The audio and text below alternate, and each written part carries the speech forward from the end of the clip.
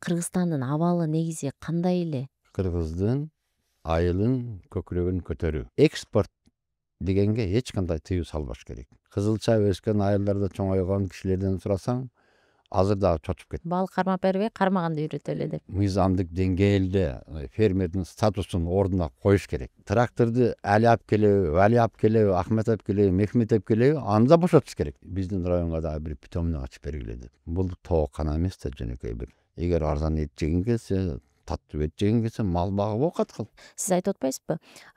Кымбат болуш керек.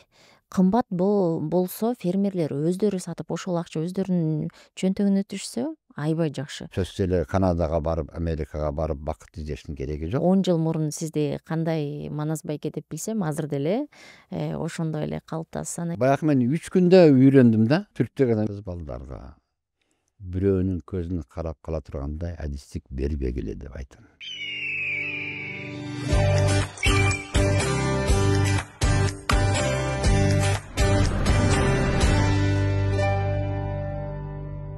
саламатсыздарбы достор? Сиздер менен агроном Бактыгүл жана биздин кезектеги На поле подкастыбыздын чыгарылышы. Эми бүгүн биздин кезектеги коногубуз Манас Саматов. Манас Саматов агабызды биз көп тараптуу тааныштырсак болот. Агро ишкер, фермер жана Кыргызстанга инновациялардын түрлөрүн алып келген биздин улуу агабыз. Жана мындан тышкары дагы биз аны көп тараптан дагы бүгүн сиздерге ачып бергенге аракет кылабыз. Анда эмесе кеттик.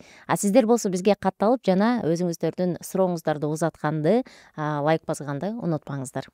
Манас байке, саламатсызбы? Студиябызга кош келдиңиз. Мен абдан ыраазымын. Биздин бүгүнкү күнгө да туш келиптир биз сиз менен подкастыбыз. Эми биз азыр мен айтып кетпедимби?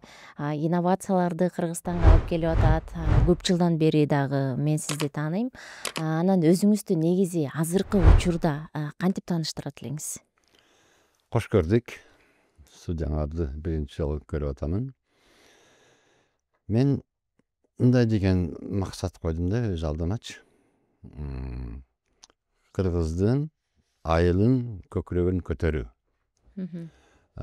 Бул инновациялык ыкмаларды колдонуу менен гана жетишүү мүмкүн.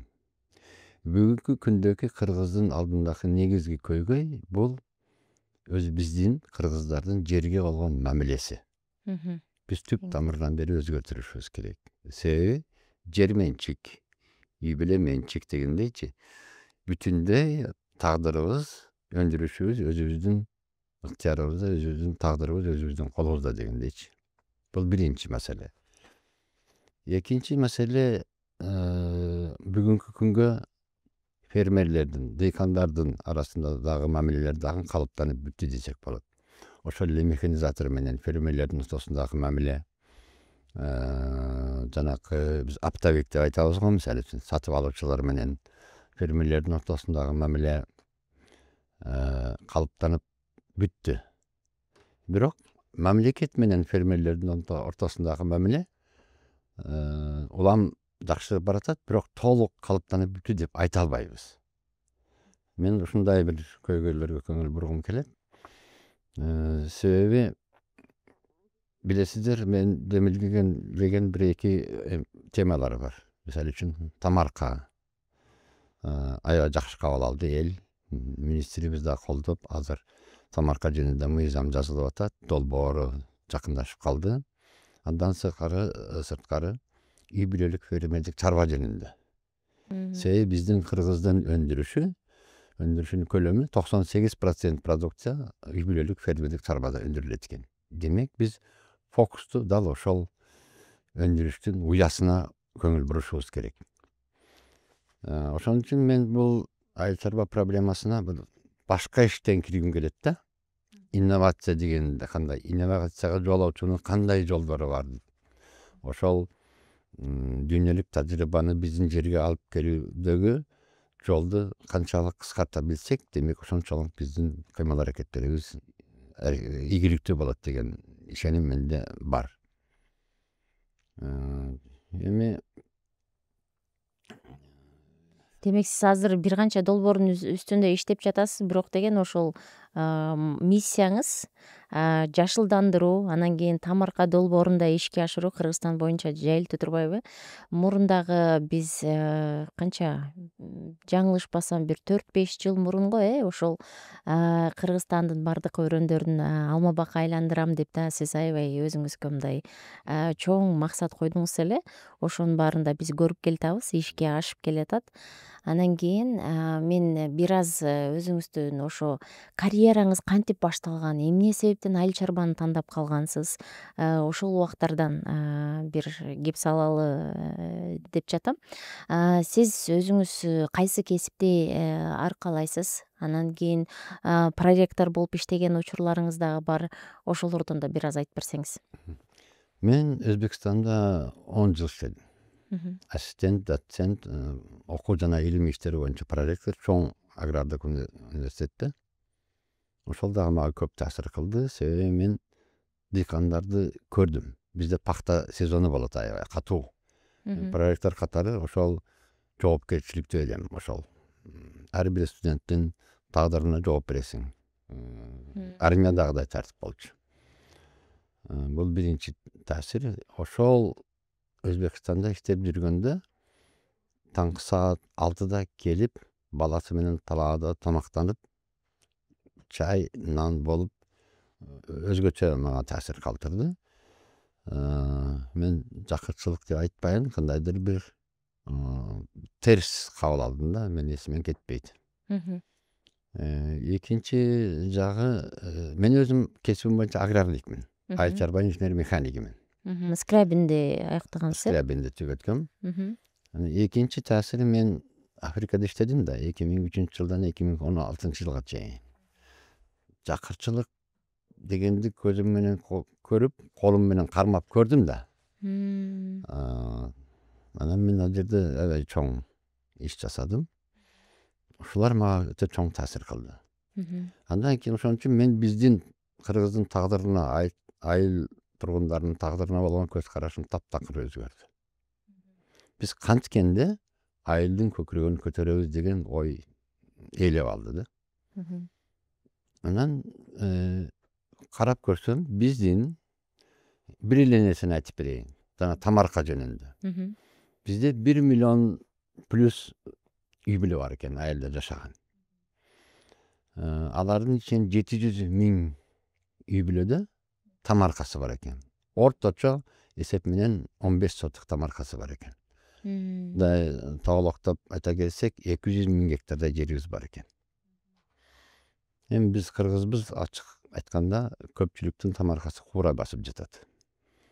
Биздин мындай көмүскөдөгү потенциалы ушул экен. Ошон үчүн мен тамарканы улам чыгарып атып, тамарка деген сөздү да түшүнбөйт экен биздин Кусайын Исаевдин сөздүгүндө бар. Анан бул жана Facebook'тан, социалдык тармактардан таркатып жүрүп, азыр тамарка тез эле элге сиңип кетти. Элдер тамаркасын тазалай баштады. Мен жатам го. Кыргызда өзү короо жай деп айтылат. Короо жайдын үй, малкана, кампа, гүл бакча, ошолордон артканы, үйдүн артындагы десеңген сөз да, эгин тиксе боло турган бөлүгүн биз тамарка деп айтабыз, илгертиден эле. Эми жанакындай эшигин көрүп төрүнөт деген сыңары, эгер биздин короо жайыбыз үй ордунда, малкана ордунда, адам кире турган эшик башка, мал кире турган эшик башка болуп туруп, гүл бакча ордунда болуп, тапчан, баягы сөрү дейбиз, кампабыз баары илгертиден эле бир ата салтыбызда бар ушундай короо жайдын эмеси, формуласы калыптанган. Ошол өзүбүздүн тамаркаларды көрсөтүп атып, улам сиңди. Азыр акыркы 2 жылда тамаркаларына бак тиге башташты. Соңку жылда тамаркаларына карлик алма бак тиге башташты. Жер аз да. Мисалы үчүн 1 гектар жерге жана полукарлик, орто бойлуу бак тиксеңиз 1000 көчөт кетет. Ал эми карлик бак тиксеңиз 2,5 көчөт кетет. Демек биз 15 сотукту өсүрүш оңой эле да, тамчы суга башка караш оңой да. Ошон үчүн биз айтып атабыз, чоң киреше алыш үчүн кәрилик бак тиксеңиз жакшы болот экен деген тыянакка келдик. Эл дароо кабыл алды. Мен айтайын дегеним мындай да. Биз айылдагы ар бир үй бүлөнүн туруктуу киреше булагын калыптандырууга аракет кылышыбыз керек. Менимче, Айыл чарба министрлигинин дагы, адистердин дагы, элден мурда ошол ар бир үй бүлөнүн башчылары, ар бир үй бүлө ошого умтулушубуз керек. Ошондо гана биз көптөгөн социалдык маселелерди чечебиз да. Деги эле айыл чарба өндүрүшү бул социалдык проект. Бизде эгер 1 миллион үй бүлө жашаган болсо, орточо 4,6 киши жашайт экен бир үй бүлөдөчү. 1 миллион плюс деп атпайбызбы? Демек 5 миллион эл, кыргыздын 7,5 миллион кыргыздын 5 миллион айылда жашаган болсо, бул өтө чоң көйгөй.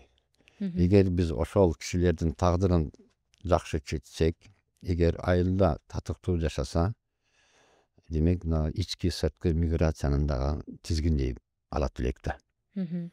Айрыкча акыркы күндөрү өтө көйгөй күчөдү. Анткени Россиядан, башка жактардан келген мигранттардын саны кескин көбөйдү. Болгондо дагы мигранттар айтып атат, биз мигрант катары эмес, биз инвестор катары келип атабыз дейт. Бул да чоң потенциал. Бул да Кудай берген мындай бир утуш биз үчүнчү. Мигранттарыбыз кыйналып, кысталып дегенде белгилүү бир даражага жетип, кайра келип атышат. Бирок акчасын каяка жумшашты билбей турушат. Мындай кырдаал бар ушул күндө. Биздин дагы ошо көрүүчүлөрдөн да байкайбыз, комментарий жазгандардан дагы көп жазышат да. Мен дагы ошо Кыргызстанга барган жатам, анан буюрса ушуну отургузайын дегем же муну айдайын дегем депчи. Анан подкасттарды көрүп дагы, сиздерди, биздин каармандарды көрүп дагы ошол жактан мотивация алып, анан жакындайдыр бир бизнес план алышып, ошол жактан идеяларды алып, анан кийин ишке ашырганга аракет кылышат. Ошон үчүн аларга дагы мындай пайдалуу болот деп ойлойм. Анан сиз жаңылышпасам, ошо Африкадан келгенден кийинки мезгил го.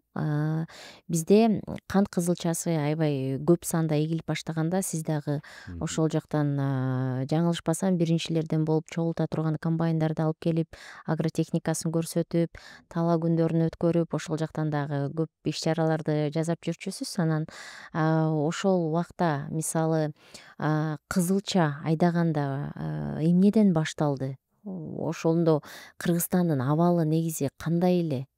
Эмне себептен техника керек экен деп ошондо чечим кылып? Кызылча маселеси токтоп калган болчу, өндүрүшү.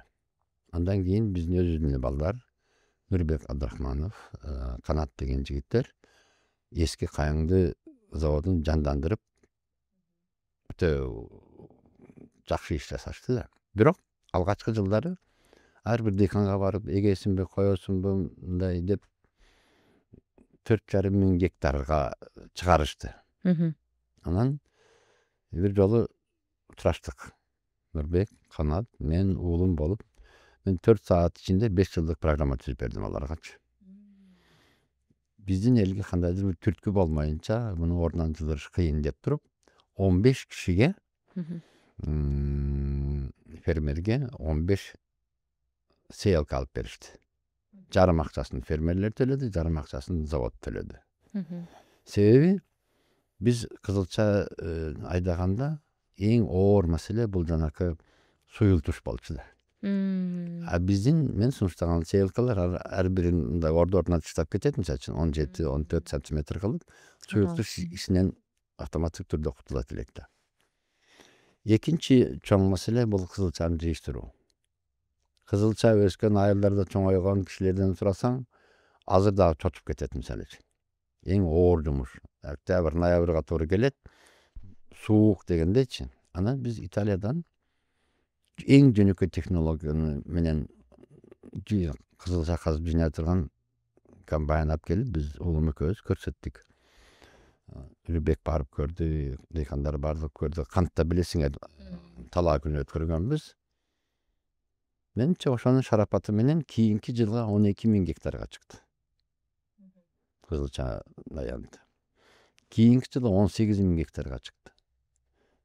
Жаңылбасам 18 миң гектарга чыккан жылы акыркы ошол 3 жылда дүкөндөрдө чекене баасы 40 сом 42 сом болуп туруктуу болду, калыптанды кумшекердин баасы.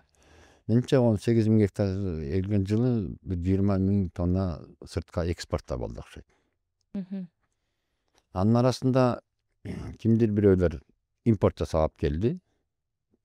Так маалымат менде жок, бирок 35 миң тонна кумшекер алып келишкен биякачы. Тростниктен алынган.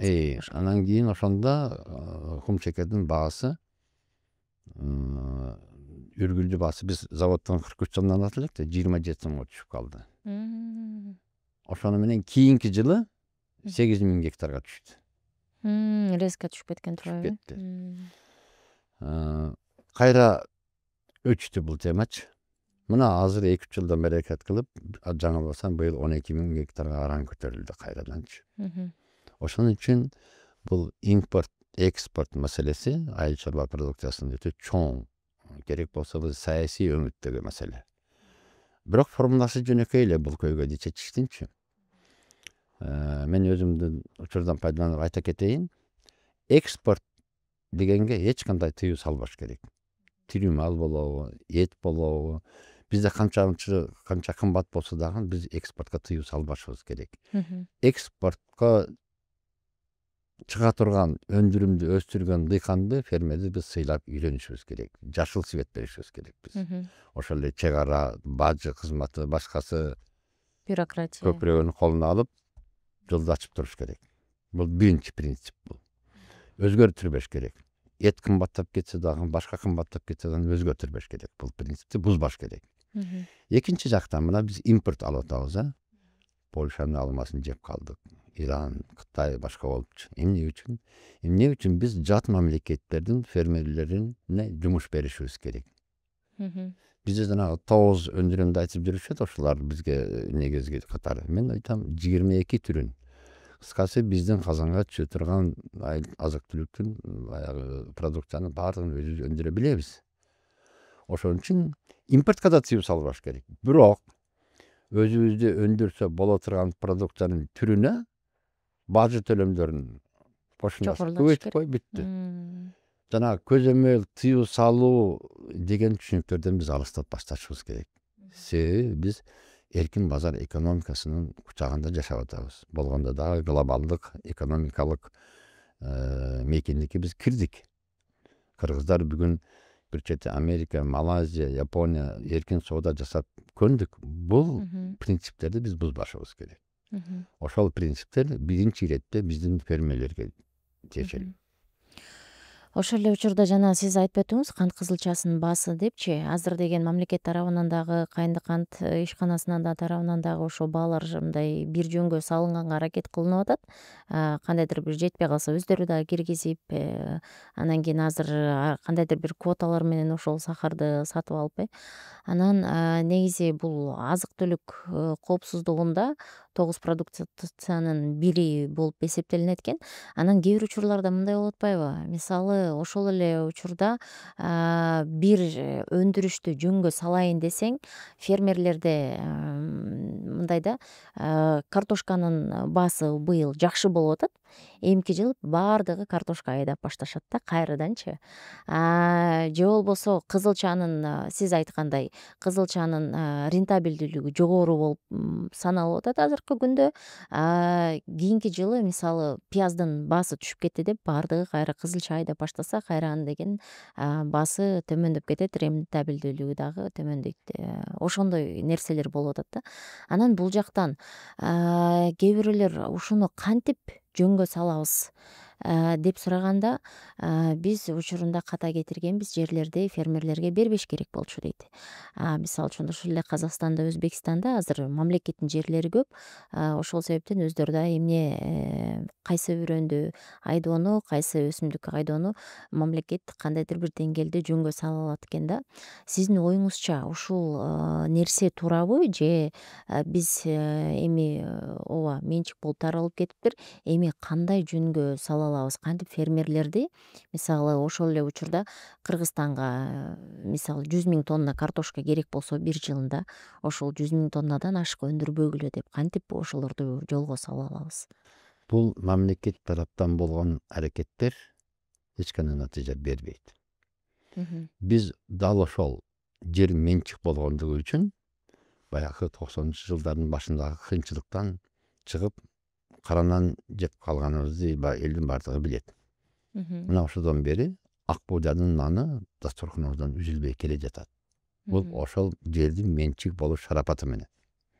Мгм. Мен ойлойм, жанакы талаш тартыш болуп келе жаткан ФПСтин жерлерин калган 25% дагы менчикке өткөрүп бериш керек. Эртедир кечтир. Мгм. Себеби коррупция, интрига дал ошол 25% жердин айланасында болуп атат. Туура. Бир жээкке ыкташыбыз керек биз. Өзбекстандагы, Казакстандагы кырдаал таптакыр башка. Өзбекстандагы фермердин абалына салыштыра келгенде биздин фермер өзүнчө эле падыша. Мгм. Себеби эркин адам гана чыгармачылык жолу менен өзүнүн өндүрүшүн дагы турмушун да өзгөртө билет. Биз бир 15 жыл алдындабыз биз. Мгм. Мен буну көпчүлүккө ачык эле айтышым керек. Анан кийин айттым го, жанагы 98%-ти үй бүлөлүк фермерлик чарбалар берет экен. Туура, жер көп аймактарда ирилештирүү проблемасы актуалдуу бойдон келатат. Бирок анын да формуласы аныктала элек да. Жанакы жасалма кооператив түзүп алып, артында эч нерсе жок. Чоң аянтты бириктирген менен айта өндүрүштүн дайыны жок. Ушундай болуп атат да. Бир 500 кооператив болсо, анын отчет берип келе жатканы бир 100-дүн айланасында. Мгм. Мен кече жакында дагы бир демилге көтөрдүм. Министрдин өзүнө айттым. Бизге бир жер бергиле 40 гектар. Биз Кыргызда үлгүлүү кооператив формуласын ичинде бир 20 киши болуп туруп, 2 гектардан бөлүп туруп, бир бак тигели. Ар бири өзүнчө менчик сыяктуу болуп калат. Ошол эле учурда бир жалпы башкарма дайындап, жаңы дарылоо, отоо чөптөр менен күрөшүү сыяктуу иштерди чогуу жасайбыз, чогуу тособуз, сатууга көлөм да болот деген идеяны айттым. Буюрса бул ишке ашат деп ойлойм. Ошондуктан бул кооперативди дагы ошо сиңе турган жерге сегиш керек да, сунуч. Мына 614 000 кунарсыз жерлерди өздөштүрүп болуп атпайбы? Акча салган киши жок. Туура. Айыл чарбасына инвестор сырттан келбейт. Биз буну ачык айтышыбыз керек. Түркиядан же араб өлкөлөрүнөн же башка жадан инвестор келбейт. Жада калса өзүбүздүн инвесторлор дагы акча салганга даабай атышат. Себеби жакшынакай бизнеси болсо ал эмне үчүн баш оорутат? Себеби айыл чарбасындагы рентабелдүүлүк жалпы төмөн. Ошон үчүн жалпы эреже бул инвесторлор акча чыга турган жерге акча салат да. Экинчи жактан биздин тыңчыкма жигиттерибиз, улан кыздарыбыз толтура. Мен мына Америкада жашаган жаштар менен иштешемин. Японияда, Россияда иштегендер. Алар ата энелерине үй салып берип атат, кредиттерин жаап берип атат. Анан дейт, улам эле акча жөнөтө берсек, мына сабап болбойт экен деп күлүшөт өзлөрүчү. Бир өндүрүш жасап берели, өздөрү да кичине эмгектенип үйрөнсүн деп атат. Бал кармап бербей, кармаганды үйрөтөт. Анан кийин ошондой демилге менен отургузган бактар өтө көп. Баткенде бар, Көлдө бар, көп. Кыргыздын бардык региондорунда бар.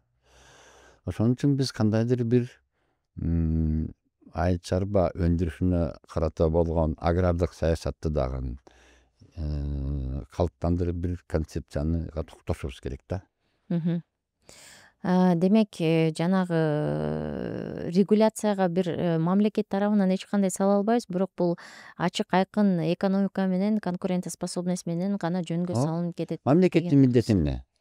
Айылдарыбызга мына ички тышкы коопсуздук ал эми азбука мисалы үчүн, туурабы? Андан соң айылдарыбыздагы жолдорду оңдоп берсин, жарыктандыруу, фермерлерге эркиндик берүү, мыйзамдык деңгээлде фермердин статусун ордуна коюш керек. Буюрса бул да жакын калды, бул долбоор иштелип бүтүп калды. Бул да ишке ашат деп ойлоймун. Кудайдын кулагы сүйүнсүн, акыркы жылдары фермерлер менен министрликтин жана башка айыл чарбасын тейлеген фирмалардын позициясы жакындашып келатат буюрса. Мурда ажырым чоң болчу. Бири-бирибизди түшүнбөй көп жыл жүрдүк. Көп жыл утуруп койдук биз. Азыр министрлик демилгелерди колдоп атат. Өздөрү да демилге менен чыгып атышат. Жаштар келишти бир топ. Мен ойлойм жакынкы жылдарда көптөгөн өзгөрүштөр болот. Бирок белгилүү даражада кандайдыр реформаларга, кескин өзгөрүүлөрдү жасасак, кесе эле бир өзгөртсөк жакшы болот эле. Мына Оштун мисалында. Самарканд болуп калган экен да, мисалы үчүн, көрбөйсүзбү? Эми жанакы ойчулдун ой бүткөнчө тобокелчинин иши бүтүптүр деген принципти дагы ата бабаларыбыздан калган, колдонушубуз керек. Туура айтасыз. Анан сиз көп жактарды кыдырып келдиңиз, башка жактарында фермерлерин көрдүңүз, алардын статустарын да көрдүңүз. Биздин фермерлердин ошо фермер статусун бекемдөө үчүн эмне жетишпейт азыркы учурда сиздин оюңузча? Эрк жөн эле. Долбоору даяр азыр. Жакшы иштеп чыгылды, бүт эксперттер катышты, жер адистер. Балким кандайдыр бир билим жетишпей аткандыктыр. Жок, адистер бар. Долбоор аябай жакшы долбоор даяр болду. Аны эми азыр мына жогорку кеңештин жаңы курамы келип бекитип берсе, мыйзам түрүндө болсо, ошо министрлик өзү да колдоп атат. Айттым го, биз дайым бири-бирибизге болгон мамилени корректировка жасап, мен дагы бир сөздөрдү жакшы көрөм да. Биз жокчулуктан токчулукка көздөй кеткен жолду кыскартышыбыз керек. Жолду кыскартуунун бир эле жолу бар. Инновация. Инновацияны алып келиш үчүн жасыл свет болуш керек. Андан кийин ошол эле биздин ички инвесторлорго, айтып атам го, жанагы Америкада жашаган эмес, мына Кыргыздын тынчыкмалары Ошто бар, Бишкекте бар, бизнесмен алектенгендер өзлөрү дагы айыл чарбага акча сала башташты. Себеби белгилүү даражада кыргыздар кайра тоого кача башташты. Бишкекти көрдүң, стресс, пробкадан башка эч нерсе жок. Азыр эми мындай дагы нерсе бар го, орусча айтканда Америку открывать не нужно, просто копировать этиш керек депчи. Эч нерсе жаңы нерсе ойлоп кереги жок.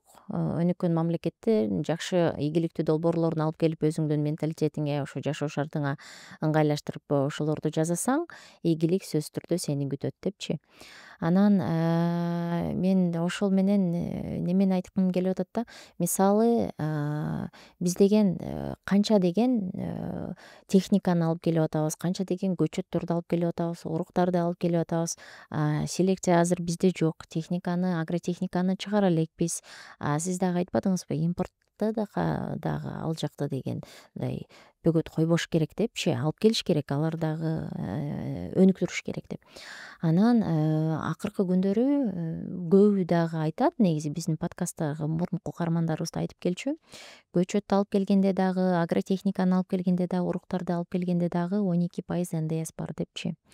Ошонун алкагында мамлекет кандайдыр бир долбоор жасадыбы, же балким сиздердин долбооруңуздарда ошол барбы? Азыр деген эми ички өндүрүштү мындай жолуна коймоюнча, импортталып алып келген нерселерге айыл чарба тармагында, айыл чарба максатында колдонулгандарга, мындай фермерлерге жеңилдетүү максатында ошолорго дагы бир аз жеңилдик берсе жакшы болмок деген ойду айтышат. Эски маселе, муну көп жылдан бери айтып келе жатабыз. Мисалы үчүн растаможка кылгандачы, техниканы алып келгенде 12% кошумча нарык салыгы бар болчу. Айтып жүрүп акырын аны жоготтук. Бирок азыр жок, бирок мындай деген тоскоол коюп коюшту да. Трактор, жер, билесиңер, негизги өндүрүш каражаттарына кирет. Негизги өндүрүш каражаттарын эгер дыйкан сатып алса, ошондо НДСтен кечебиз деген жери бар да. Бул жасалма тоскоол да. Бирок мисалы үчүн бир фермердин Туркиядан болсун, же болбосо Европада болсун, же Америкадан болсун, бир тракторду алып келгенге мындай кайра эле экинчи трактордун акчасын төлөп калат да. Мындай да. Эч кандай тракторду Али алып келеби, Вали алып келеби, Ахмет алып келеби, Мехмет алып келеби, аны да бошотуш керек да. Туура. Ошол себеби мисалы үчүн ал тракторду алып келип ресторанын директоруна сатпайт да. Туура. Bu Jogорку Кеңештеги биздин депутаттардын курамынын начардыгынан келип чыккан маселе. Андан кийин мындай негизги өндүрүш каражаттары дегенге кетмен кирет. Кетмен бүгүн 400 сом. А булар айтып атат 200 миң сом болуш керек деп. Негизги өндүрүш каражаттарынын катарын кош. Ушундай сабатсыз депутаттарыбыздын айынан ушундай мыйзамда кемчиликтер бар да. Эми муну бир айтып, эки айтып түшүндүрүш кыйын экен. Ошон үчүн адистерге кулак салыш керек да, ким болбосо дагы. Демек бирок ири компаниялар алып келсе же болбосо мисалы бул жактан эле башка бир компания, А компаниясы алып келип туруп фермерлерге 3 штук магада ала кел деп, же болбосо балким бир машинага 4 трактор бататтыр, төртөөбүз алып келип туруп алалы десе, демек кайра эле НДС бар болуп Мойнуна минип калып атпайбы кайра эле. Ал алып келген фирма кайра эле фермердин мойнуна жүктөйт да. Ошон үчүн ошо фирманы да бошотуш керек. Биздин инновациялык чечимдерге керектүү болгон үрөм болобу, техника болобу, технология болобу, аны алып киргенде биз кошумча нарк салыгын нөлгө түшүрүшүбүз керек. Укпош керек адан. көчөттөрдө деле азыркы дал ошондой, Ооба. Азыр НДС жок. Фирма алып келсе да. Мындай да, бизде мына питомник жөнүндө көп сөз болот да. Кээде суроо берип калышат. Биздин районго дагы бир питомник ачып бергиле деп. Бул тоокана эмес да, жөнөкөй бир 100 тоокка же 1000 тоокка дегендейчи. Бул илимий мекеме. Бунун өтө татаал нерсе. Окумуштуулар болуш керек, аны чыйыштыра билгени болуш керек дегендейчи. Азырынча биз ушуп жете элекпиз. Андан кийин биздин өлкө кичкей өлкө. Эч ким келип туруп бир трактор заводунун филиалын ачпайт бул жерде. Өзбекстанга ачышы мүмкүн, 38 миллион эли бар. Казакстанга ачышы мүмкүн. Биз ошол муну өзгөртө албайбыз биз. Ошондуктан биз мына импорт экспорт маселелерин кылдаттык менен өзүбүзгө бут тосуу болбой тургандай кылып өзгөртө билишибиз керек. Мында ошол эле Айыл чарба министрлигинин гибкий болуш керек да. Жогорку кеңеш дегендейчи. Жөнөкөй эле маселелер. Жөнөкөй эле тоскоолдуктарга чалышып жүрсөк, биз баягы жокчулуктан токчулукка жетүү жолун жолго тоскоол койгон болобуз да. Сиз мисалы мына ошол көчөт тармагында да иштедиңиз, жайылтыңыз, инновациялар да келип атат, тамчылатып сугарууга өткүлө деп дагы көп мындай жайылтып келатасыз, сууну үнөмдөөлү, туура колдонолу, туура пайдаланалы деп. Анан биз ар бир чыгарылышта субсидия тууралуу сүйлөшөбүз да. Анан эми баарыбызга эле белгилүү, коңшу мамлекеттерде мисалы үчүн тракторду алганда 30% мамлекет субсидировать этип берет. Казакстанда ошондой, Өзбекстанда болсо жана тамчылатып сугаруу системаларына обязательно субсидиялар берилет. Эми Кыргызстан деңгээлинде деп дагы салыштырбайлы коелу, биздин эмеси ар кандай. Бирок сиздин оюңуз боюнча сиз именно кайсы тармактарга субсидияларды, жеңилдиктерди киргизет элеңиз? Биз мындай кыялданып жашоону токтотушубуз керек. Өлкөбүздүн абалын туура түшүнүшүбүз керек. Бизде жасай турган иш көп. Мамлекеттин мойнунда өтө оор жүк бар. Баягы эле жол айтып кеттик го мисалы үчүн. Мамлекет ошолорду чечип берсин. Субсидия, инвестор, спонсор деген сөздөрдү унуталы. Жеңилдетилген жардам деген сыяктуу сөздөрдү биз унутушубуз керек. Жолдон биздин дарбазабыздан үйүбүзгө киргендин ичкерисинде биз кожоюнбуз өзүбүз. Айттым го, жер менчик, үй бүлө менчик. Ар бир эркек үй бүлөнүн башчысы өз тагдырын, өз үй бүлөсүн кантип татыктуу багыштуу ойлош керек мисалы үчүн. Мамлекет эгип берет, сугарып берет, чаап берет, сатып берет деген түшүнүктү өчүрүшүбүз керек биз мунучу. Бизге ага муктаж эмеспиз. Керек болсо, Кудайга шүгүр, бүгүнкү күндө айрым фермерлер белгилүү бир катмары эч кандай кредит албай эле өзүнүн үй бүлөлүк фермерлик чарбасын өнүктүрө турган даражага көтөрүлүп калдык. Бир гана жетишпегендик бизде билим. Ошол эле багбанчылык боюнча келгенде бизде эле, мен аграрник болсом деле, ошо Өзбекстанда иштедим, башка тажрыйбам болгондо деле биз көп нерсени билбейт экенбиз. Мына 10 жылдан бери ушуну мен алектенемин. Эми гана бир болуп атат. Иштеген киши анча-мынча рисктерден, кыйынчылыктардан да коркпош керек. Мен бак тиккен кишилерге айтам. Мен жаңыланууну алып келип атам. Риск бар, жок эмес. келгиле эшикти тең бөлүшөлү 50-50'den. Силер де жакшылап тиккиле, жакшылап баккыла, отоого бастырбагыла, бөлүшөлү деп атам. Ошонун сыңарындай биз ар бир кыргыз ал бюрократиянын өкүлү болсун, фермердердин өкүлү болсун, ортомчу болсун, башкасы болсун дегендей эри шаркак болуп, анан ошондо гана ынтымактуу иштесек, уюша билсек, ошондо гана бизде жылыш болот. Бирок мисалы ошол эле жаңы баштаган фермерлерди алсак, аларга дагы кандайдыр бир стимул керек болуп атпайбы? Же болбосо 2 гектар балким чеснокто отургузуптур, ал жактан жакшы түшүм алыптыр, андан кийин жерин кеңейтейин дейт, ал жакта арендасы кымбат да, же болбосо ошол эле фермерлерге жетпей калат. Анан ошол жактан финансылык институттарга кандайдыр бир муктаждыгы болот, же болбосо ошол эле сатып алаткан жер семирткичтен, уруктан, үрөндөн баштасак баардыгы бизге четтен келет экен да. Анан баардыгынын эле НДСтери бар, баардыгынын анан климаттык шарттар дагы жок эмес, климаттык шарттар дагы көп. Ошон үчүн фермер өзүнүн ишин мындай чоңойтоюн дегенде рисктерден абдан коркот да. Же бул жактан кандайдыр бир колдоо же болбосо камсыздандыруу болуш керек деп ойлойм. Мисалы өнүккөн мамлекеттерде камсыздандырууну да киргизиптир, бирок биздин өлкөлөрдө, Кыргызстанда эле эмес, башка өлкөлөрдө дагы камсыздандырууну да киргизе албай жатышат. Анткени сиз айткандай институттар толугу менен мындай бир нукка салынып иштелген эмес. Фермер өзүнүн жумушу кандай, ал кандай жолдо болуш керек, камсыздандыруу кандай жол менен болуш керек, анын дагы азырынча түшүнүгү жок. Анан ушундай учурлар болгондо кайсыл жактан колдоо алыш керек анда?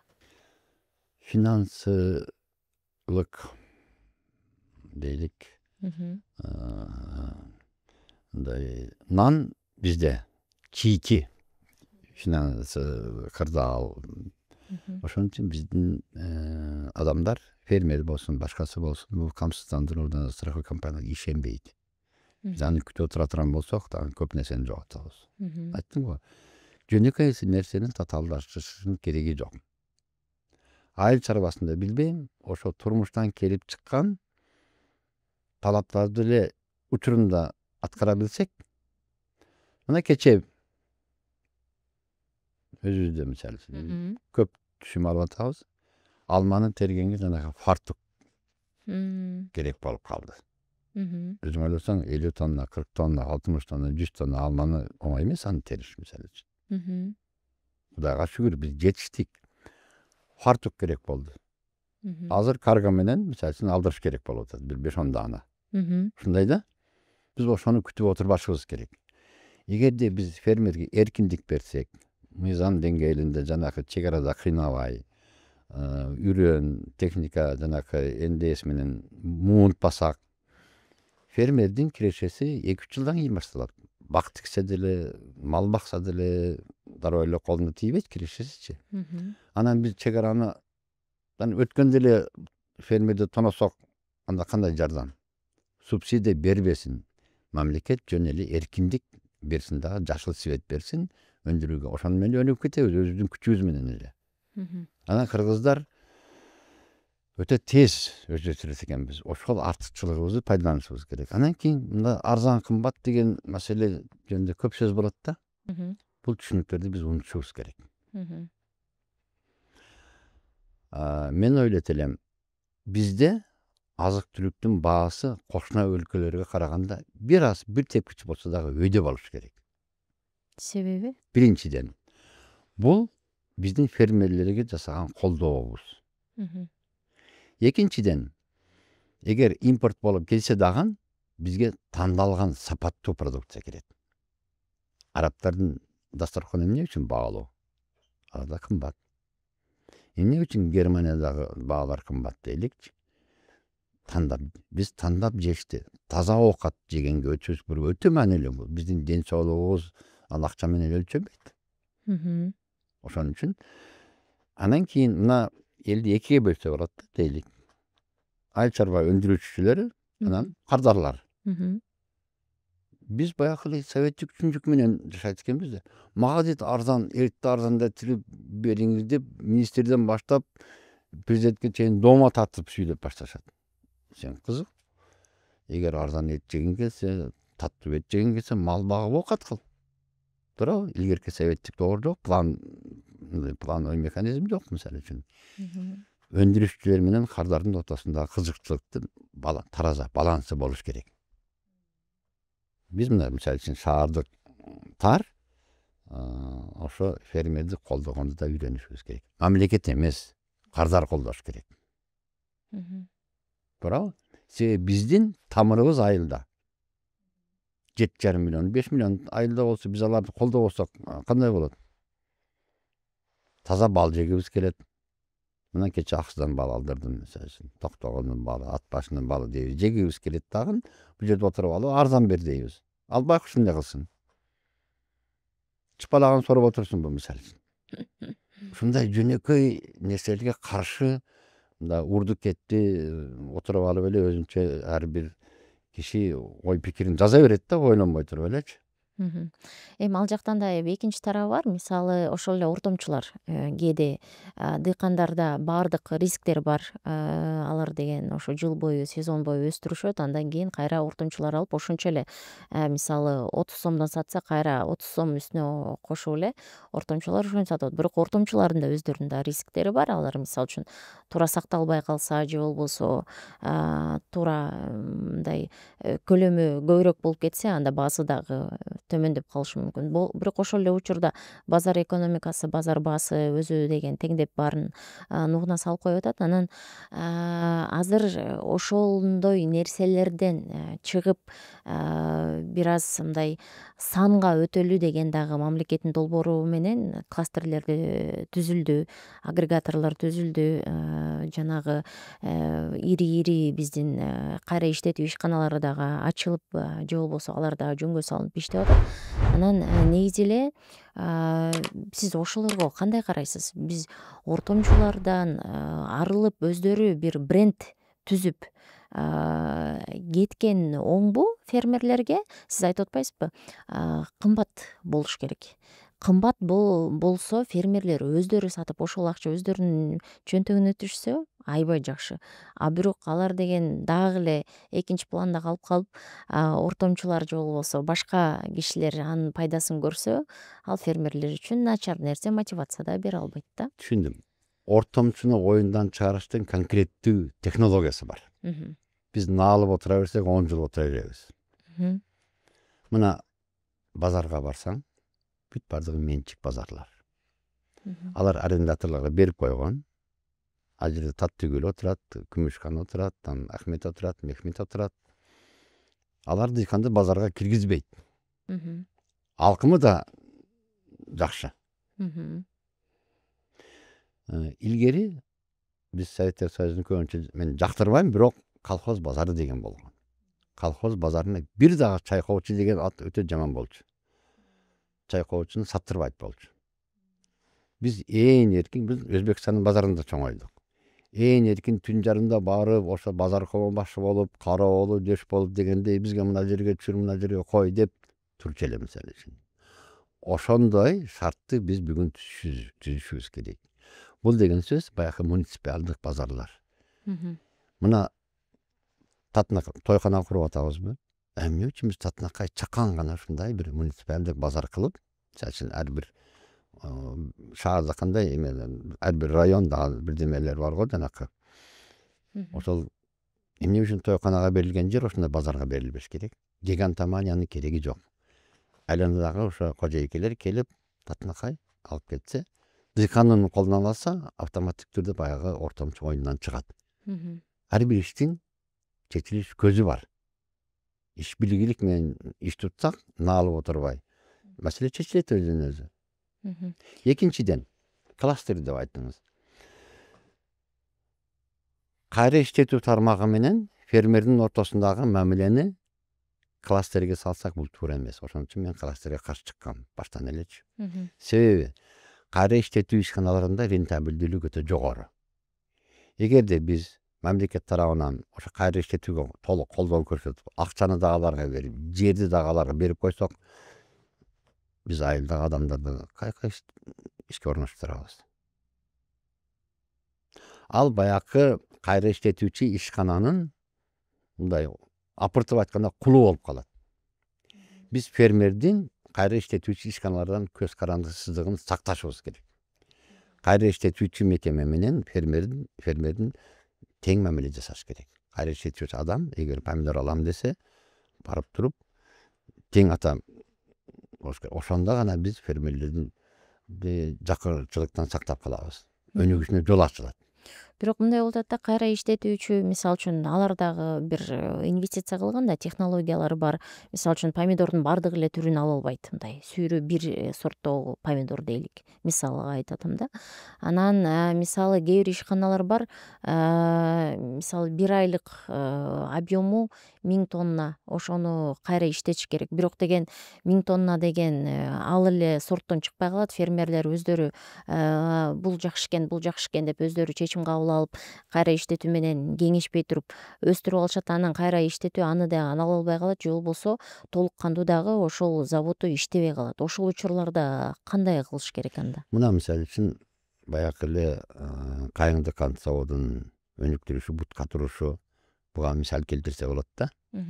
Алар өздөрү үйрөндү берип атат, кийин сатып атат. Ушул сорттогу кызылчаны өстүрсөңөр, түшүмдүүлүгү жагынан да жакшы, биз алабыз деп.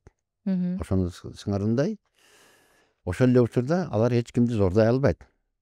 Сен кызылча себесиң депчи. Ошону сыңарында ушул формуланы, ушул тажрыйбаны биз башка таркатышыбыз керек. Туура, эгерде томат чыгара турган фабрика болсо, өзүнүн дейлик жылдык эмеси 10.000 тонна болсо, болсун 2000 тоннасын өзү өстүрсүн, кандайдыр бир. Жер сатып алсын, башка кылсын дегендей, бирок 80%-ин баягы эркин иш өндүрүш менен алектенген фермерлерден сатып алсын. Базар баасы менен. Былтыр алма көп болду да. Анан жанакы сок чыгаруучу эмелер барып туруп 2 сомдон сурады да. Бул эми мындай болбойт да. Мындай кемсинтүү, мындай акарат кылуу фермерлерде бул болбойт. Бул канчалык арзан болгондо делечи. Ошон үчүн айттым го, кызыкчылыктар тең салмагы болмоюнча, бул бизнестин да эрежеси, адамгерчиликтин да эрежеси, ошол биз эрежелерден сыртка чыкпашыбыз керек. Эреже бузулган жерде, мына айтып атпайбызбы, мисалы кызылча себүүнүн аянтын кыскарып кетти. Бир жолу бузулган эрежени кайра жаңыны түптөш оңой. Бузулган машинаны оңдоп кайра айдап кетиш өтө кыйын болот мисалы. Ошондуктан биз бул айыл чарба өндүрүшүн өнүктүрүүгө келген жерде аябай акыл калчап, туура саясат жүргүзүшүбүз керек, туура чечим кабыл алышыбыз керек.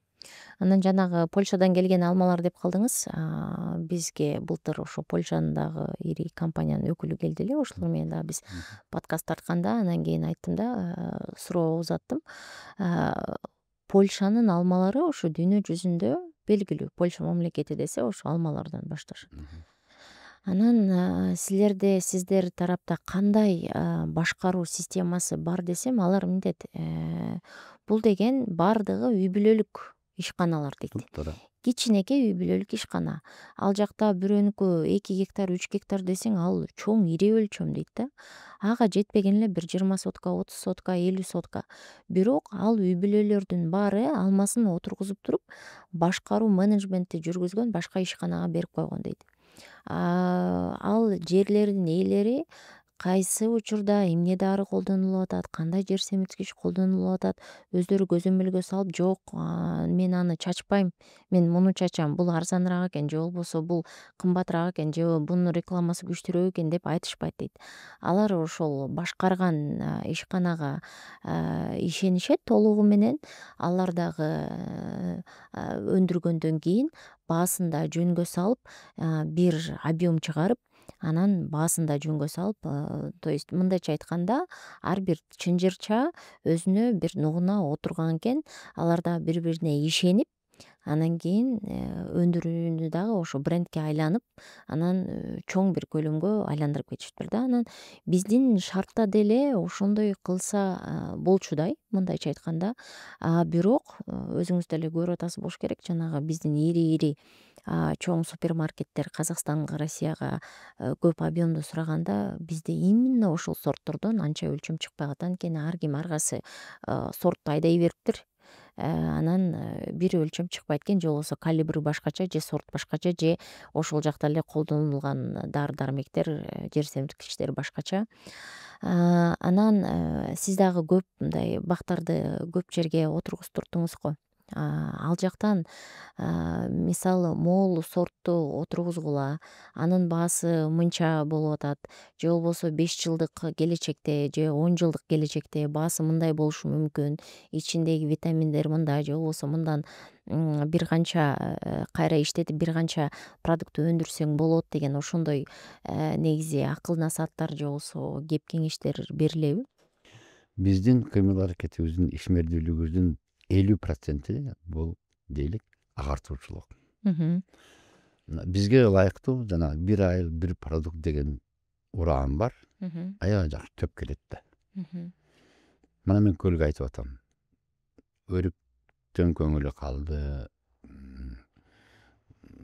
Алма стандарт эмес да. 20 сомдон сата албай, алмадан көңүлү калды.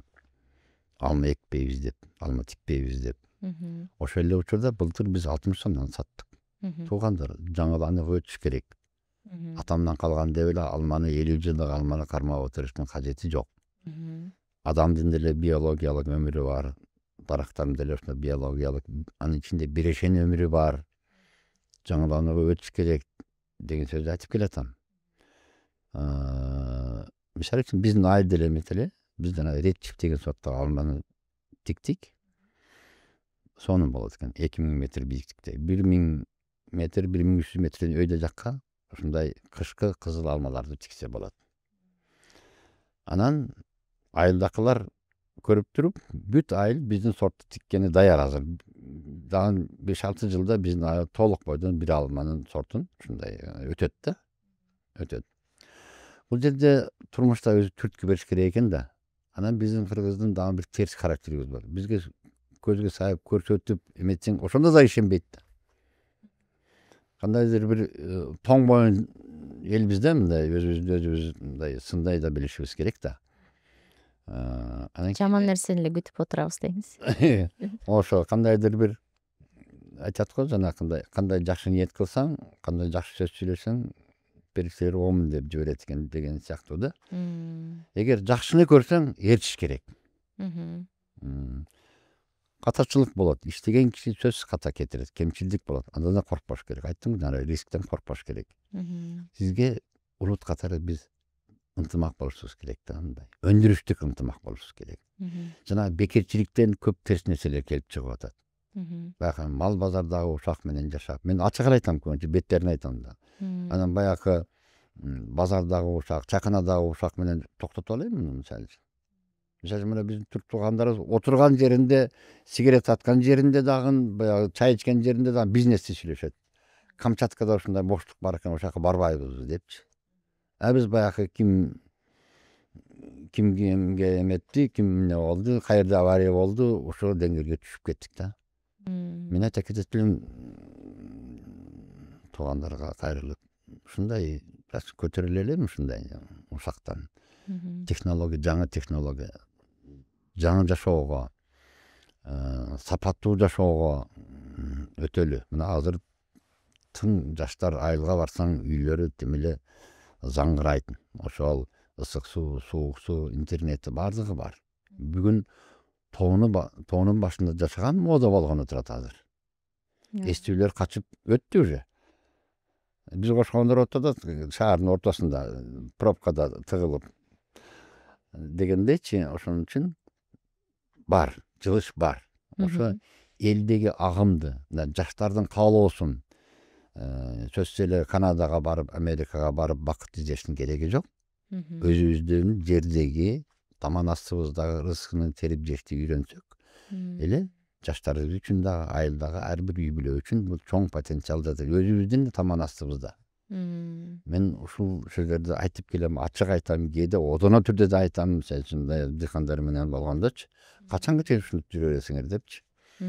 Эми биз кыргыздар ушундай ачык болушубуз керек да. Ушулай ачык кыргыздын ачык мүнөзүн ошо мамлекеттик деңгээлде айттым го, акыркы жылдары биздин позициябыз жакындашып келатат азыр. Анан мен дагы сиздин мурунку тажрыйбаларыңызга токтолгум келип жатат. Кечөөнү мен ошол немелерди карап отуруп, анан азыркы жаш курагыңызга таң калдым да. Азыркы деле жашыңызды айтсак болобу? Боло берет, конечно. 71 келдиңиз.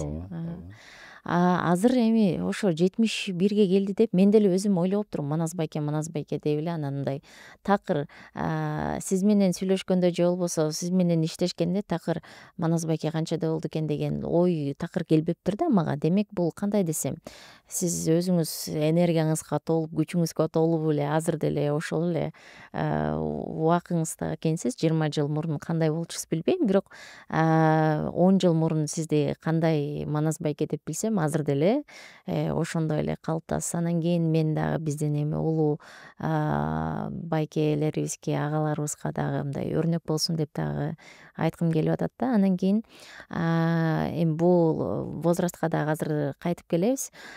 Сиз ошо Африкада да иштеген убагыңыз болуптур. Ал жака эмне болуп барып калдыңыз? Анан кайсы ишти алып барчу элеңиз? Африкада 1000 жылдан бери баягы жаратылышы чөп белдем, токойлор, берим жок эч кандай. Мал багышат экен, эң кем багалында 20дан уyu бар. Бирок катып калган да турмуш, катып калган. Анан мен мамлекеттик ишке аралашкан жокмун. Ошо менчик жер сатып алган, 10.000 гектар жер сатып алган кишилер менен иштедим. Алардын дагы билесиңби кимдер болгон спонсорлору? Ошол айылдардан, айыл деген түшүнүк жок, аякта бир ошол жерлерден чыккан Америкада, Англияда, Францияда жашаган жаштар. Биз айылыбызды көтөрөлү деп уюм түзүп, анан булар Америка, англичандар алдайт экен да, мындай жөнөкөйлөп айткандачы.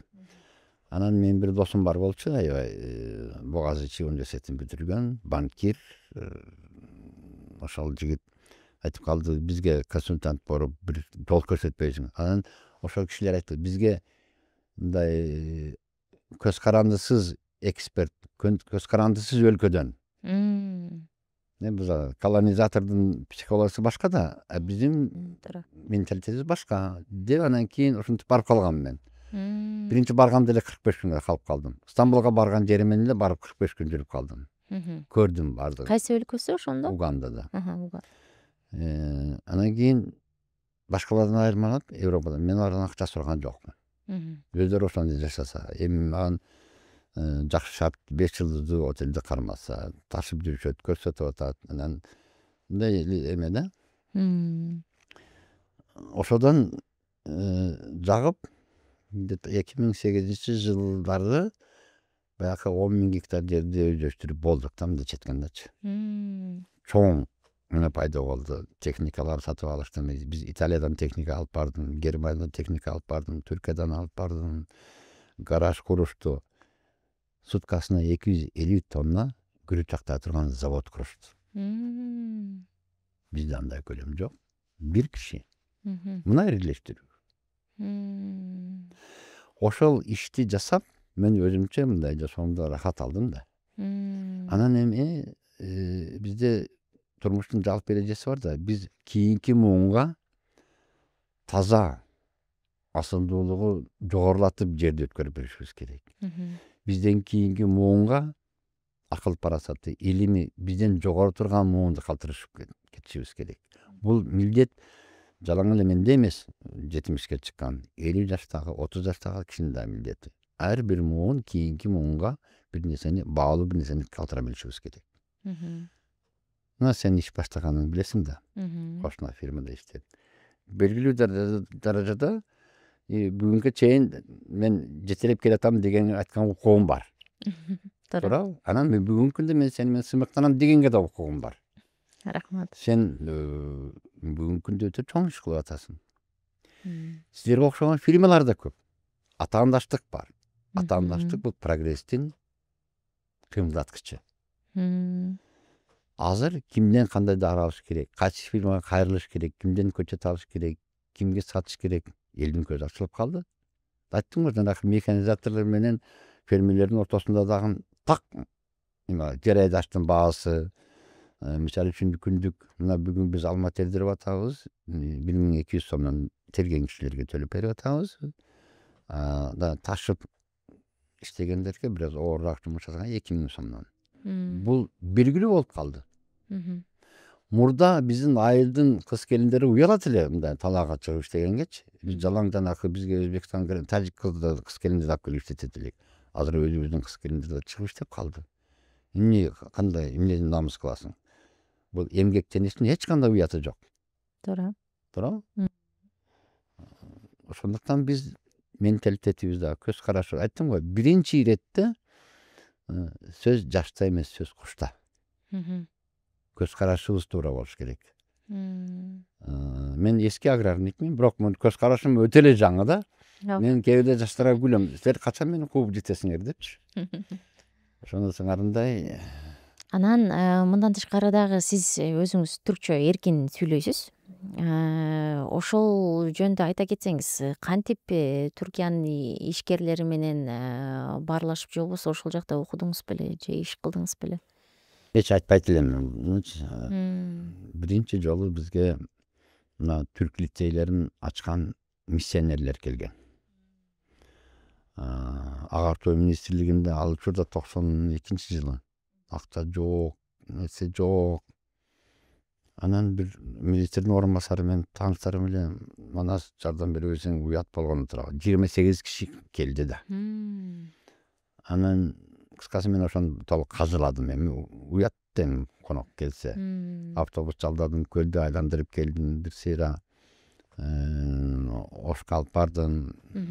Анан кийин кээ бир жакын досторду эметтим мен өз учурумда. Ошол эле Замир Мукашев эмесин коюн союп, дасторкон жайып дегендей элчилик да эми бул. Мен билгем. Бул жакшы нерсе алып келет депчи. Бүгүнкү күндө бизнестин 70% ошол лицейлерди бүтүргөн улан кыздардын колунда деп айтсам жаңылышпайм. Туурабы? Англисче сүйлөшөт, кыргызча сүйлөшөт алар. Кээ бир биздин жаштарга салыштыра келгенде алар кыргызчасы да, англисчеси да бар. Бизнести түшүнө билет. Америкада, башкада иштеп аткандар ошолор. Анан биздин ичибизде дагы ошо кыргыздар жашаган жаштардын арасында азыр мындай любой тармакты башкарып кете турган баатар жети. Ошол делегация келгенде сиз анан ошол кезде үйрөндүңүзбү түркчөнү? Эч ким түркчө билбейт, эч ким кыргызча билбейт. Мен аспирантурада окуп жүргөндө орусча түркчө деген бир словарь сатып алдым эле. Калың. Бошогондо карап койчумун. Анан мен өзбекче билем да. Баягы мен 3 күндө үйрөндүм да. Түркчө мен үйрөнмөк зорунда калдым дейм да. Алар да күлүшөт да. Күлүшөт анан. Ошондо канча жашта элеңиз? 92-жылда ал. 33 жыл мурун экен. Ооба.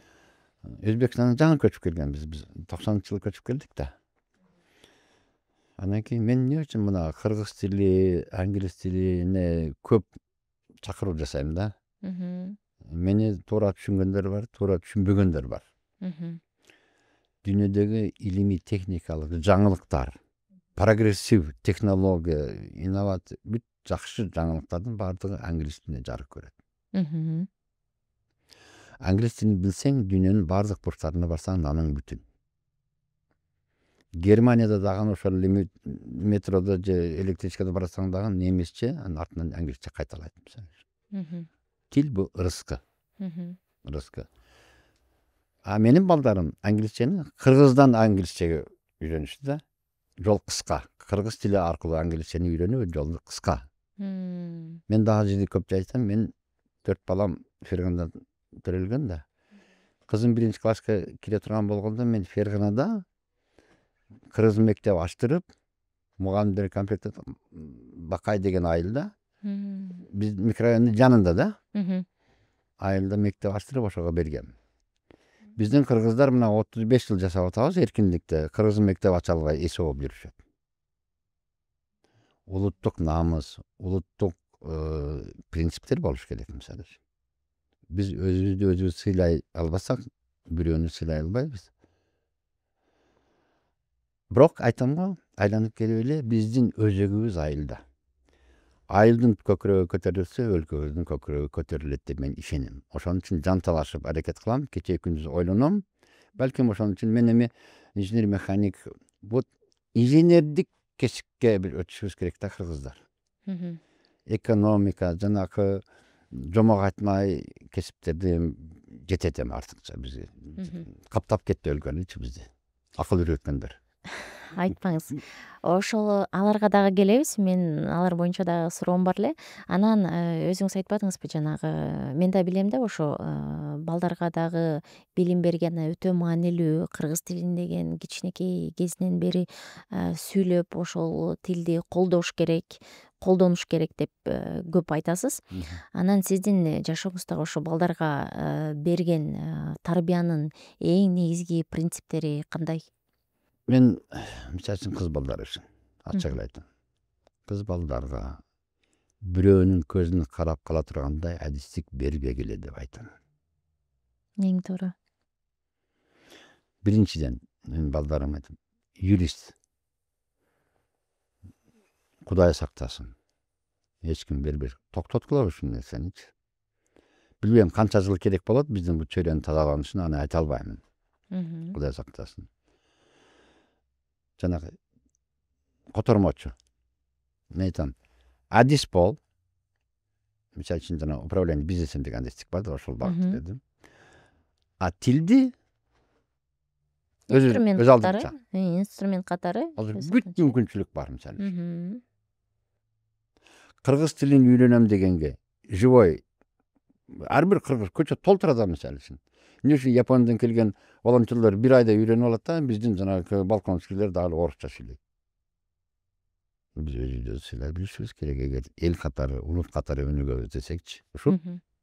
Азыркы мындайча айтканда, туура бир адистик кесипти аркала, андан кийин дагы өзүңдү ар тараптуу өнүктүр. Инженердик кесип, мындай инженерлердин ойлонуу жөндөмү, менталитети өзгөрөт да. Себеби биз жана мен конструктордо болуп иштедим да мисалы. Конструктор, инженер, булардын көз карашы таптакыр башкача. Мен даже макала жазбадым, жанакы кыргыз тилин үйрөнүү боюнча биринчи икая деп туруп, инженердин көз карашы менен кандай кылышыбыз керек деген макалам бар. Мен 1 жыл жаздым го, интернетте бар. Окуп көрүш керек экен. Анан жана сиз айтпадыңызбы, азыр деген сөзсүз түрдө ошол кесипти аркалагандар иштеш керек, майын чыгар иштеш керек, анан өздөрүн көрсөтүш керек. Азыр көп булактар дагы бар, үйрөнгөнгө, неметкенге.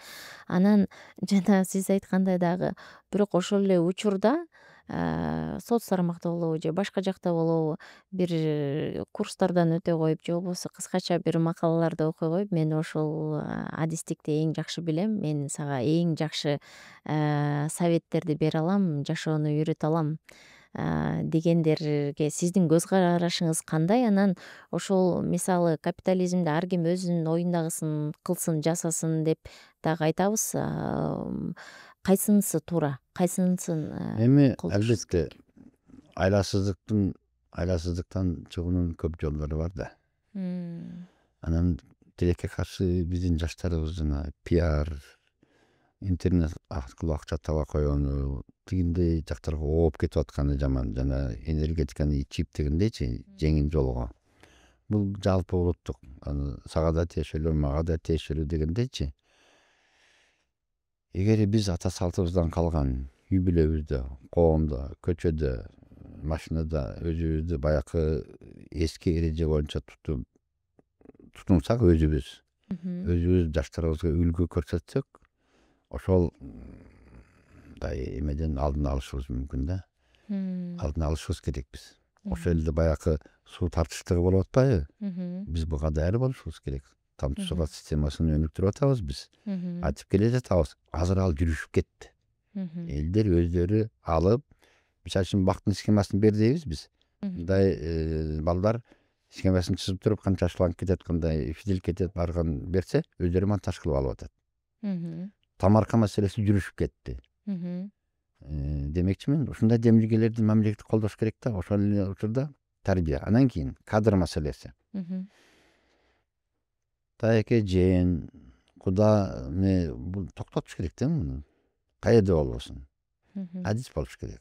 Айыл чарбасындагы завод, мисалы үчүн жанакындай кээ бир мына Айнекстан завод бар, Айнекти кесип баштаган балдар жашашыптыр, мисалы үчүн. Ал чуңуп, ошол иштин ичине кирмейинче болбойт, мисалы үчүн. Бирөөлөр берилген болсо, аны жана помощник кыла коюп, мисалы үчүн же тууганын, же досунун баласынын кызын эме кыла коюп, биз жаштарды бузуп атабыз ошентипчи. Жаштарга эркиндик берүү деген сөз жол көрсөт, адал жолду көрсөт, бирок кыйын жолду көрсөт. Антип эле колтугуңа кысып жылуу кармаганда биз инфантил мындай балдарды өстүрүп алышыбыз мүмкүн дейм да. Анан мен дагы эми ошо агро тармагында ишкерликти көп жылдан бери аркалаганыма байланыштуу мен дайыма сиздин ошол өзгөчөлүктөрүңүзгө таң калып келчүмүн. Азыр деле таң калам да, мындай кишилер менен оңой эле баарлашып, тил табышып, балким бул деген жылдардын тажрыйбасы болушу мүмкүн. Бирок мындай салыштыра келсек, сизде өзгөчөлүктөр аябай эле көп да. Анан мен да абдан таң калдым эле, мисалы ошол эле түркчөнү деген өзүңүз эле үйрөнүп алыптырсыз. Анан кийин Туркиянын да ири компаниялары менен, көчөт чыгарган компаниялары менен тез эле мындай баарлашып, тил табышып, анан ошолордун дагы продукциясын бул жака жайылтып, анан мага дайыма мындай сизге сатуу иши аябай жеңил келгендей сезилчү да. Ошонун бир сырлары барбы же өзүңүз көздөгөн принциптери барбы? Бул жөнөкөй эле маселе. Ким болбогон, инженер, мугалим, сатуучу, ортомчу, билбейм. Менде бир жалпы эреже бар да. Биз дайыма адам боюнча, мамилелүү адам боюнча калышыбыз керек. Мен мына өзбекте иштедим, 10 жыл иштедим, бирөө менен сен деген жок, мисалы үчүн. Мына Африкада жүрдүм, бирөө мени сөймөйүмө көрсөтүп сен деген жок. Түрктөр менен мамиле кылып келатам, Кудайга шүгүр, такшы. Коомдо, өзүңдүн үй бүлөңдө, сыртта менин да терс жактарым көп. Кээде одоно сүйлөп жүгөрөм, мисалы катуу сүйлөп жүгөрөм мен. Бирок мамилени эч кимди мен кемсинтпейм, эч кимди жашпы, кыз балабы, уул балабы, социалдык теп кайсы байдын баласыбы же эмеби, бирдей мамиле жасайм да. Мамилең түз, маңдайың жарык болсо, киши сага жабышат, сага ишенет. Сен ошол кишинин ишенимин алдабашың керек. Деп эле ойлойм. Эч кандай татаал эч нерсе жок бизердечи. Ийгиликтин сырлары ошондо деңиз. Анан өзүңүздүн энергияңызды ушинтип кантип күнүгө кандай десем колдойсуз, же болбосо атайын бир ритуалдарыңыз барбы? Кантип мени дагы ушундай мындай кандай десем чыңалуу учурунда дайыма бир нерселерди үйрөнүп, өзүңүз айткандай жаштардын алдында да болуп, анан физикалык жактан дагы ден соолукту чың кантип кармаш керек? Азыр мындай 70 жаштан ашыптырсыз, анан биздин балким улуу агаларыбызга дагы бир сыр болушу мүмкүн да. Мындай да, биз мына талааларыбызды көргөн адамдар таң калат да, таза тутабыз. Анан мен көбүнчө айтам, дыйканчылык, багбанчылык бул отоо чөптөр менен күрөшүү. Болду, башка эч кандай мазмуну жок деп айтам да. Короо жайларыбыз таза болсо, тамаркабыз таза болсо, баскан турган жериң таза болсо, ичиңдеги жүрөгүң таза болсо, анан физикалык жактан Ең жөнөкөйдө адам эртең менен үйдөн чыкканда биз айтабыз го тарат ибадат менен чыгыш керек да. Мен эч кандай физкультура менен алектенбейм. Анан кечке кыймылдап, дайым пландаштырып, канчалык көп жүгүң оор болсо ошончолук аракетчен болосуң. Мажбур бирөөгө сөз бердиң. Мына кече эскерттиң, мен 9 деп мисалы үчүн кечеден бери даярданам. Мындай саат 5-те турдум мен бүгүнчү. Ошо эрте туруп.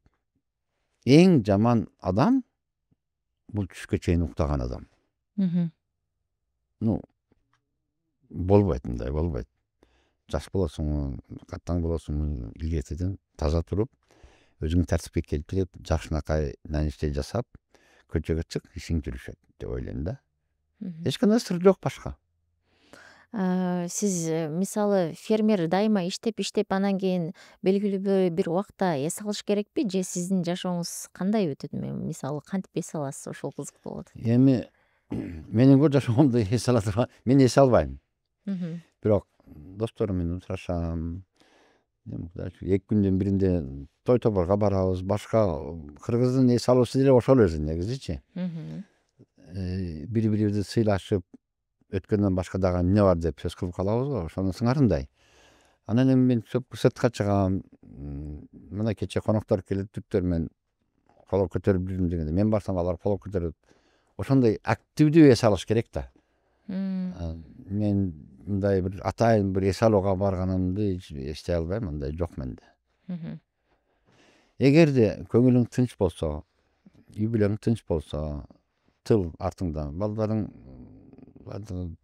тарбиялуу болсо, Адал эмгек кылсаң, ошол эс алуудан өткөн эс алуу жок менимче. Мына көп кыдырам да мен айылдарга барганда, баары жакшы күтүп алышат. Кудайдын кулагы жөнсүн, биздин кыргыздар нанобуз тийип кетти дейт, мисалы үчүн. Каймагынан баштап тамагын даярдап беришет, сыйлашат. Кишиге ошол дух берет да, мисалы. Сен бирөөгө керек экендигиңди сезип, өзүңчө мындай ички сыймыктануу пайда болот да. Аха деген сыяктуучу. Ошон үчүн жашоонун эрежелери жөнөкөй эле. Биз аны карманбайбыз да. Эрежени бузабыз дагы анан кийин эме кылабыз. Негизи эми биздин эфирди аяктап жатып, бул суроону бербей койбосом да болбойт. Буга чейин сизди эми ошол Facebook баракчаңыздан дагы көп нерселерди, жаңы идеяларды, жаңы сунуштарды, андан кийин ал менен бирге да критикаларды да көп көрөбүз. Анан негизи Айыл чарба министрлигин көп сиз өзүңүздүн сунуштарыңызды да айтып, критикалап айтчу элеңиз. Азыркы деңгээлде кандай болуп атат? Дагы эле ошол жолдосузбу, же болбосо жакшы өнүгүү жолуна түштү деп айта аласызбы? Эми мындай бир шыр жолго түшө элекпиз, ачык эле айтайын. Анан бирок өтө конструктив кызматташып келатабыз. Ошол эле Бакыт Эркеш Төрөбаев менен. Эми биздин эң акыркы демилге бул Агропортал деген сайт түзүп атабыз азыр.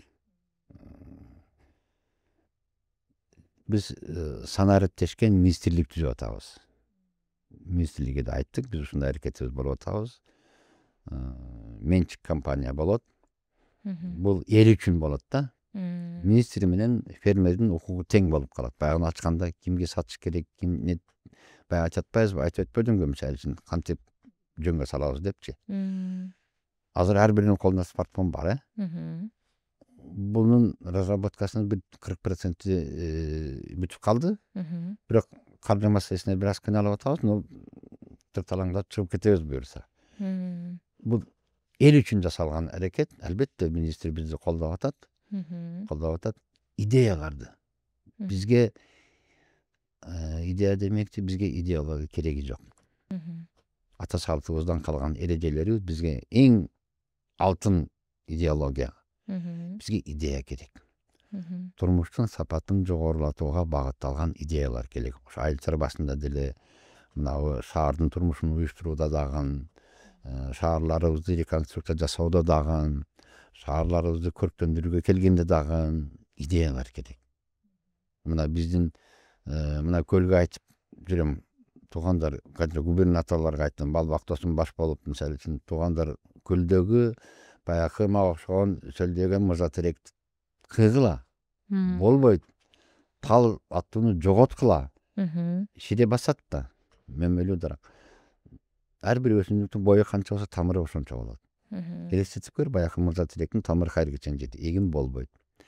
Бүт мөмөлүү дарактарды тигели. Ошон үчүн мен башта эле айткам да, мындай ачык.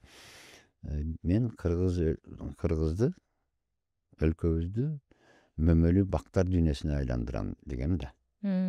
Ошол эле Кызыл Чагал салыштыра келгенде дагы бактын рентабелдүүлүгү 7-8 эсе өйдө турат. Айттым го, биз Киреше табынын жолун өтүшүбүз керек. Арпа буудайды керек болсо Канададан сатып алабыз. Акчаң болсочу. Анан кийин дагы бир нерсени айтпай кетсем болбойт. Мал киндиктүү элбиз деп эле биз жакынкы жайыт, ортодогу жайыт, алыскы жайыттарыбызды бузуп алдык. Туугандар. Биз малды касса катары эле кармайбыз. Биз малды жоготтук мисалы. Шарт жок. Шарт жокпу? Башка бизнес жаса. Сени үй бүлөңө максимум кеш алып келе турган жолду тандап ал демекчимин да. Ошондо бала чакаңдын алдында да жүзүң жарык болот. Татыктуу турмуш кечиресиң. Жөнөкөй эле мен Американы ачып аткан жерим жок. Туурабы? Туура. Анан эми сиздин фермерлердин мындайча айтканда тарапташы, адвокаты деп дагы айтсак болот экен сизди. 5 жылдан кийин сиздин көз карашыңыз менен ошо айыл чарба тармагын өнүктүрүү менен бирге үч сүйлөм менен айтканда Кыргызстандын айыл чарба тармагы кандай болуп калат? 5 жылдан кийин сиздин көз карашыңыз менен. Вот сиздин ойдуңуздагыдай баары кеткенде. Ким эмне десе десин, айыл чарба өндүрүшүнүн структурасы өзгөрөт. Кайсы эгиндин түрлөрү башкалары кескин түрдө өзгөрөт. Эл агымга түштү. Жоңго баштап калды, бул сөз өзгөрөт. Эч ким токтото албайт. Бул бир. Эми ошол агымга тоскоол болбош үчүн айттым го, жанакындай жасалма тоскоолдуктарды алып ташташ керек. Алып ташташ керек. Айылдарыбыз буюрса, көчөлөрү мына бүгүнкү темп менен, мына бүгүн жетекчилерибиздин колдо турган жагы эң акыркы айылга чейин жолдорго асфальт төшөлөт деп атат. Бул экономиканын кан тамыры. Интернет бар, тоодогу айылдарда делечи. Жол айылдарыбыз өзгөрөт. Чаңыбайт жолдорубуз, мындай өзгөрүш болот. Фермердин жашоо образы өзгөрөт. Шаардыктан айырмасы болбойт, балким шаардыктан да жакшыраак жашайт. Баягы өңү түсү, баскан турганы, манералары, кийген кийими, жеген оокаты, айдаган машинеси өзгөрөт. Эч ким токтото албайт муну. Биз кыргыздар эгерде туура жолду тандап алган болсок, тандаганда эмне? Бир чети ошондой тандаш укугу бар ар бирибизде. Экинчи чети эл бул сел. Элди жетелей билген жетекчилер керек бизге. Ар бир тармакты, ар бир шаарды, ар бир айылды, ар бир айыл өкмөтүн. Кунарсыз жерлердин пайдаланыштын дагы бир жолу бар да. Биз баардыгыбыз келип туруп, Ош менен Бишкектин бакыт талай издеп жата бербөчүбүз керек да. Биз экономиканы, башканы, баягы тигүүчү цехтерди, башкаларды децентрализация деп айтып калабыз го, айылдарга көчүрүшүбүз керек. Биз ички миграцияны кайрадан биздин ата бабадан калган тоо, таш, таптакыр эгин тигинге жарабаган жерлерди үй курганга бериш керек. Бирок 1 квадрат метр дагы айдоо жерлерди биз үй курганга бербешибиз керек. Ушундай сөздөрдү биз акылыбыз жетишинче бүт жашырбай эле, мындай бир көшөгө тутпай эле айтып келебиз эми. Эми биздин айтып коюш парыз, милдет. Аны силер жаштар кабыл аласыңарбы, эл кабыл алабы? Жок, абдан жакшы маек болду. Сизди дагы дайыма конструктивдүү көз карашта жүргөнүңүздү баарыбыз эле билебиз. Азыр дагы биздин көрүүчүлөрүбүз дагы мындай 100% ишенди окшойт. Манас байкеде жүрөгүндө дагы, башында дагы, мээсинде дагы ошо адал жол менен айыл чарбанын өнүктүрүү философиясы бар экен. Өзүнүн күнүмдүк жашоосунда дагы колдонот экен, жасап аткан иштеринде дагы, алып барып аткан бизнесинде дагы, жана элекүлүү болуп башка жактарга чыкканда дагы ушул Кыргызстандын фермерлерин, айыл чарбасын алдыга тартып, ошолорду дагы сунуштап жүргөнүн бизге белгилүү болду. Сизге дагы бир жолу терең ыраазычылык билдиребиз. Инновацияларды Кыргызстанга алып келе бериңиз. Мындан ары дагы өзүңүздүн мындайча айтканда биздин көп улуу агаларыбыздын дагы каарылыгы сиздикиндей дөөлөттүү болсун дегенде, эми бизде башкалар башкача ой жүгүртүү менен түшүнүшү мүмкүн, бирок ушинтип үлгү болуп бергениңиз, ар дайым канча кайсы возрастка келсең дагы өзүңдүн миссияңды уланта бер, ошол миссияңдын аркасында тур, анан кийин адал жол менен акчаңды таап, ишиңди алып бар деген жакшы философияны дагы миссияңыз менен да бөлүштүңүз. Ошого дагы ыраазычылык билдиребиз. Анан Рахмат. Элибизге кең пейил кетпес дөөлөт берсин. Амин. Жыйынтамакчымын. Анан биздин дагы негизи подкастыбыздын өзүнүн атайын символу бар. Бул деген бүркүт, именно бүркүт. Ошо Кыргызстандын аппак аскаларында учуп жүргөн биздин бүркүттөр. Анан кийин сизге дагы ушундай көп бийиктиктерди багынтууңузду каалайбыз. Бул жагында астында да жерди кармап турат. Сиздин ишмердүүлүгүңүз Кыргызстан менен дагы чектелбесин. Мындан ары дагы бул көрүүнү дагы жаштарыбыз дагы, болочок инвесторлор дагы көрүп, сизден жаңы идеяларды алат деп ойлойм. Ошондуктан бул дагы биздин фермерлердин атынан, биздин атыбыздан айыл чарбанын каарманы, орусча айтканда герой на поле деп сизге кайгарабыз. Өзүмүн тарбиялаган кишилердин колунан алган бул оңой сыймыктуу да. Чоң рахмат. Достор, биз менен бүгүнкү чыгарылышта Манас Саматов агабыз болду. Сиздерге кызык болсо же болбосо кандайдыр бир комментарийлер же ой пикирлериңиздерди калтыргыңыз келсе, жазып кетсеңиз болот. Анан негизи Манас байке, бизде дагы бир мындай традиция бар. Сөзсүз түрдө бир конкурс ойнотобуз да. Сиздин атыңыздан эмне болушу мүмкүн? Же балким бир консультация болушу мүмкүнбү? Же болбосо кандайдыр бир тажрыйбаңыз менен бөлүшөсүзбү? Активдүү сиз менен баарлашкысы келген же болбосо сизден белек алгысы келген көрүүчүбүзгө өзүңүздүн атыңыздан бир нерсе ыйгарып койсоңуз болот. Мен 100 көчөт берем. 100 көчөт? 100 алманын көчөтүбү? Алманын десе алманын, гүлаш десе гүлаш. Анда балким 100 көчөттү бир 2-3 кишиге бөлсөкпү же? Адатта биринчи, экинчи, үчүнчү болот го. Үчөөнү тең берем. Үчөөнү тең 100 көчөтпү? 300 көчөтпү ошо? Ооба. Бизде мындай аябай орусча айтканда щедрый подарок болду. Сизге чоң рахмат. Анда урматтуу көрүүчүлөр, мына эгер сиз көптөн бери багбанчылык менен алектенгиңиз келсе, анда сонун мүмкүнчүлүк пайда болду. Активдүү болуңуздар, жакшы комментарийлерди калтырыңыздар.